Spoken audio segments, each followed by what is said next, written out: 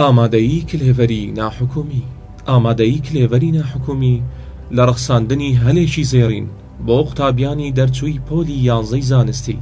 موژدە دەداتە ئەو قوتابیانەی کە کۆنمرەیان لە 95 و بەسەرەوەیە. خوێندن بە خۆڕاییە و ئەو قوتابیانەی 90 بەسەرەوەیان هەیە لە 150 داشکاندنیان بۆ دەکرێ و وانەکان لەلایەن باشترین ستافی مامۆستایان دەوترێتەوە. هەروەها بۆ قۆناغی بنەڕەتی دەستمان کرد بە تۆمارکردنی ناوی قوتابیانی پۆلی یەکەمی بنەڕەتی بە زمانی ئینگلیزی. کلێڤەر لە 8ەم ساڵی تەمەنی سەلماندوویەتی کە قوتابیەکانی پێشەنگە لە زانست و پەروەردە و زیرەکی. کلێڤەر قوتابخانەیەکە پڕ لە جوانی و دڵسۆزی بۆ قوتابیەکانی.